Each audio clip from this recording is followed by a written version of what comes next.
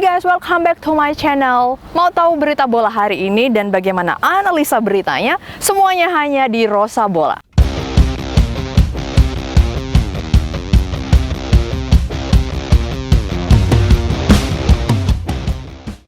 Welcome back to my channel guys. How are you?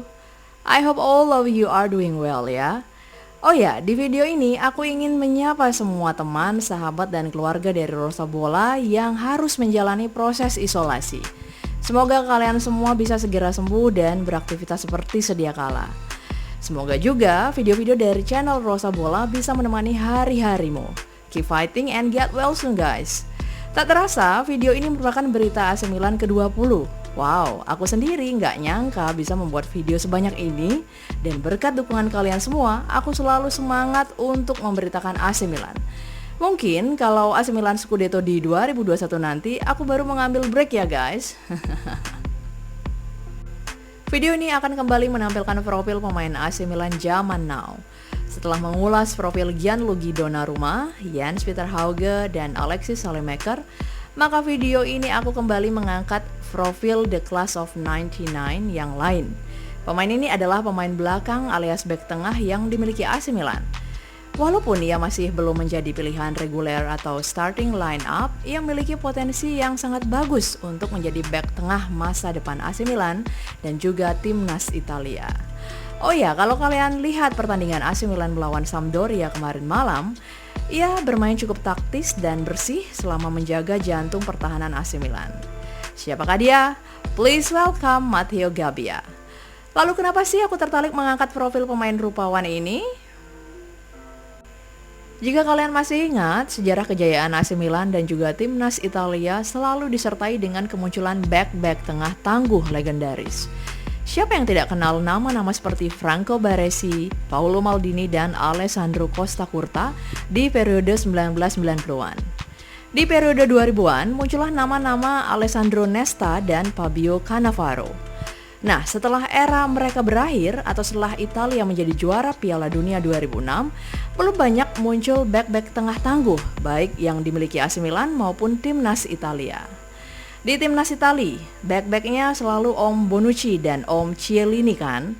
Nah, aku berharap kemunculan Matteo Gabbia ini bisa merepresentasikan back-back tengah yang dimiliki AC Milan dan timnas Italia di masa datang.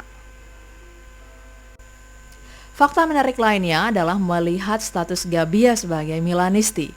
Diketahui saat ia masih berusia 6 tahun, ia dan sang kakek bergandengan tangan datang ke Stadion San Siro. Dengan kursi yang telah biasa ditempati, mereka menyaksikan pertandingan AC Milan yang saat itu dilatih oleh Carlo Ancelotti. Gabbia kecil sangat antusias menyaksikan langsung penampilan Nesta, Maldini, Kakak, dan Shevchenko. Momen ini begitu membekas di benak Gabbia dan sejak saat itu ia pun bermimpi untuk menjadi pemain AC Milan. Mimpi yang pada akhirnya menjadi kenyataan. Dream comes true. Nah, fakta Gabbia yang seorang Milanisti tentu menjadi hal yang menguntungkan bagi skuad AC Milan saat ini. Ia tentu akan memiliki loyalitas dan totalitas yang lebih baik dan tidak melulu urusan profesional. Bedakan guys, jika suatu pemain itu bermain dengan hati atau bermain dengan money. Lalu bagaimana kisah awalnya sebagai pesepak bola profesional? Ini dia profil Matteo Gabbia hanya di berita Rosa Bola.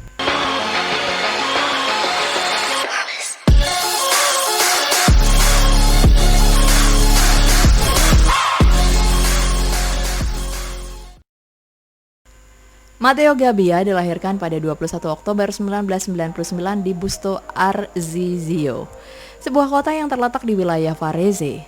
Di usia balita, ia sudah memiliki kegemaran bermain bola. Hobi ini sebenarnya menurun dari sang ayah yang dulunya merupakan pesepak bola amatir. Di usia 6 tahun, ia lalu masuk akademi sepak bola yang bernama Fagnano Calcio, yang masih terletak di wilayah Varese. Dari umur 7 hingga 13 tahun, ia lalu berganti-ganti sekolah sepak bola mulai di Akademi Ronzali, Como, dan Lecco. Oh ya, sebagai tambahan informasi, hanya beberapa kilometer dari Varese, dulu sempat pula lahir pemain belakang yang kemudian menjadi legenda AC Milan, yakni Alessandro Billy Costa Curta. Di usia 14 tahun, Gabbia lalu bergabung ke AC Milan Primavera. Awalnya di akademi ini ia bermain di posisi gelandang bertahan sebelum pada akhirnya berpindah ke bek tengah. Posisi yang membawanya menjadi pemain andalan AC Milan dan juga timnas Italia kelompok umur. Ketika bergabung di akademi ini, bakat dan keterampilannya sebagai bek tengah mulai menonjol. Tak heran, di periode ini ia juga sudah dipanggil memperkuat timnas Italia U15 dan U16. Pada 7 Mei 2017, ia lalu mendapatkan panggilan pertamanya ke tim senior AC Milan yang saat itu dilatih oleh Vincenzo Montella sebelum partai AC Milan melawan AS Roma. Namun, ia belum sempat diturunkan di pertandingan ini. Debut pertamanya lalu terjadi di ajang kualifikasi Liga Eropa pada 24 Agustus 2017 saat AC Milan menghadapi Scandia. Ia masuk di menit ke-73 untuk menggantikan Manuel Locatelli. Pada 31 Agustus 2018, Gabbia lalu dipinjamkan ke klub Serie C Lucchese selama 1 musim. Pada 16 September, ia pun melakukan debutnya kala timnya menang 1-0 atas Arezzo, di mana ia bermain selama 90 menit. 11 hari kemudian atau pada 27 September 2018, ia lalu mencetak gol pertama di karir profesionalnya, kala timnya bermain imbang 2-2 dengan Carrarese. Selama berkiprah di Serie C, ia mencatatkan 30 kali penampilan dengan torehan 1 gol. Sepertinya AC Milan meminjamkan Gabbia untuk meningkatkan jam bermainnya ya guys. Di masa itu, stok bek tengah AC Milan masih melimpah dengan kehadiran Christian Zapata dan Ignazio Abate. Pada musim 2019-2020, ia pun kembali memperkuat AC Milan. Debutnya dimulai di ajang Coppa Italia pada 15 Januari 2020 saat AC Milan menang 3-0 atas Spal. Saat itu ia masuk di menit ke-82 menggantikan Simon Kjær. Nah, debutnya di Serie A baru terjadi pada 17 Februari 2020. Saat itu skuad Rossoneri menjamu Torino pada pekan ke-24 Serie A di Stadion San Siro Milan. Sejak awal, nama Gabbia tak ada dalam starting 11. Namun menjelang akhir babak pertama, Stefano Pioli memasukkan Gabbia untuk menggantikan Simon Kjær yang cedera. Uniknya, seharusnya Musacchio yang masuk menggantikan Kjær. Namun karena Musacchio mengeluh masih sakit, maka Stefano Pioli tak punya pilihan lain selain memainkan Gabbia. Debutnya di Serie A selama 47 menit itu tergolong cukup berhasil.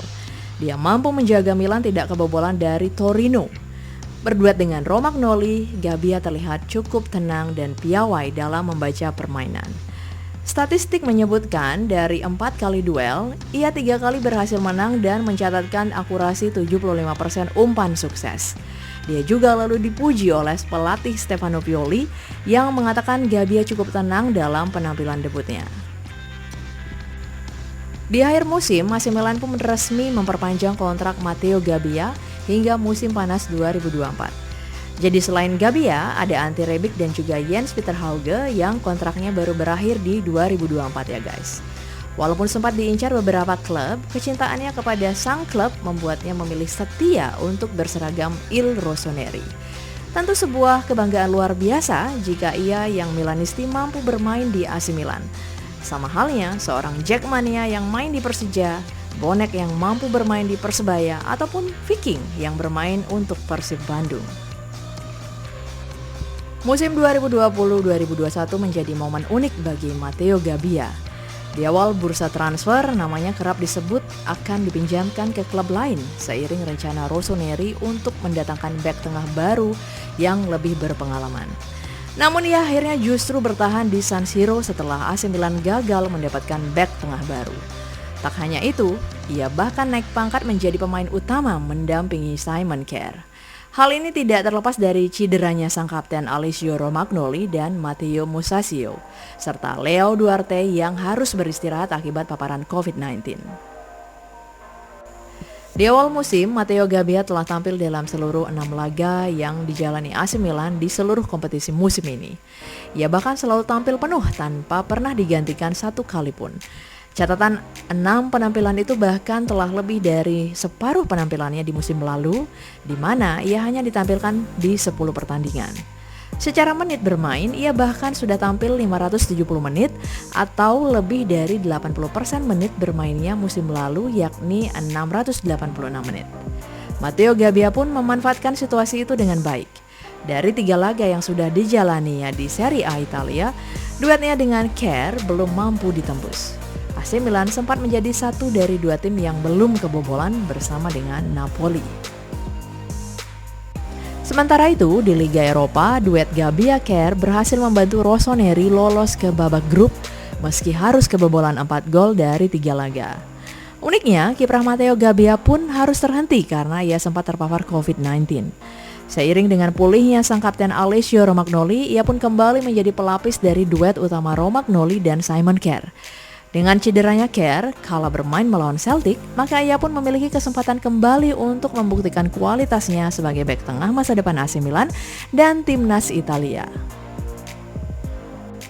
Lalu bagaimana dengan karir timnasnya?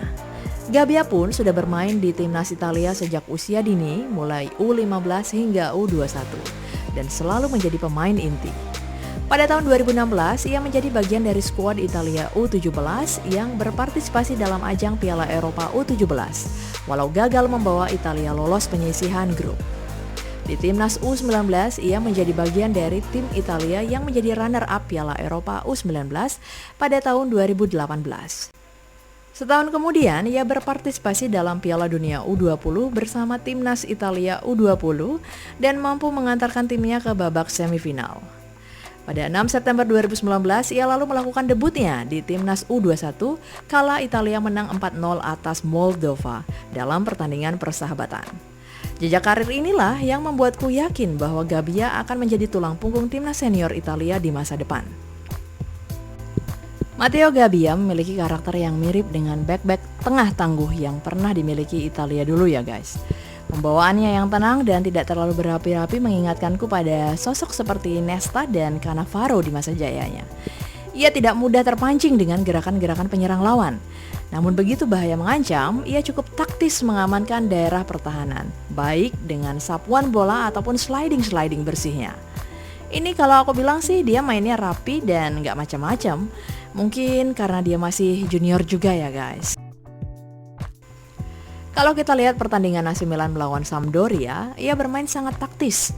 Ketika mengumpan dan tidak ada pemain Milan yang siap menerima bola, maka ia akan langsung berikan bola kepada Gigio Donnarumma. Lalu ketika penyerang lawan hendak melakukan akselerasi atau sekedar berbalik badan, maka dengan cepat ia melakukan intercept. Bahkan kalau perlu, pelanggaran kecil pun ia lakukan. Pelanggaran yang tidak sampai berbuah kartu. Cukup cerdas untuk seorang defender berusia 21 tahun. Ia pun bukan tipikal back yang senang berlama-lama dengan bola. Selain menghindari resiko blunder, ini pun sangat bermanfaat untuk menghemat fisik dan menjaga konsentrasi selama pertandingan. Semoga ia terus tampil tenang dan konsisten ya guys. Hal yang perlu diperbaiki mungkin kemampuannya dalam duel 1 lawan 1. Ia mungkin belum setegap Simon Kjaer dan Romagnoli sehingga mereka lebih kuat berduel dengan penyerang lawan. Namun seiring bertambahnya usia dan pengalaman serta latihan fisik yang akan dijalani, maka aku yakin ia akan memperbaiki kelemahannya ini di masa-masa mendatang. Apalagi pelatih dan rekan-rekannya di AC Milan menganggap Gabbia sebagai sosok sederhana namun pekerja keras. Ia kerap men-skip aktivitas-aktivitas party atau dugem yang tidak perlu karena ia sadar hal tersebut berakibat pada menurunnya kualitas fisik dan konsentrasi tentunya. Ini pemain timnas U19 Indonesia kayaknya perlu juga belajar dari cara ini ya guys. No party, no dugem before winning a title. Demikian profil singkat pemain yang kini bernomor punggung 46 ini ya guys. Semoga Matteo Gabbia benar-benar menjelma menjadi bek tengah tangguh AC Milan dan timnas Italia di masa depan. Terus terang aku rindu pemain-pemain seperti Maldini dan Nesta di era AC Milan dan timnas Italia sekarang. Jika kalian punya info lain soal pemain ini, silahkan komen di kolom komentar dan nantikan berita-berita AC Milan di channel bola kesayanganmu ini. Tetap patuhi protokol kesehatan, walaupun katanya vaksin sudah datang ke Indonesia. Stay safe and well everyone, bye!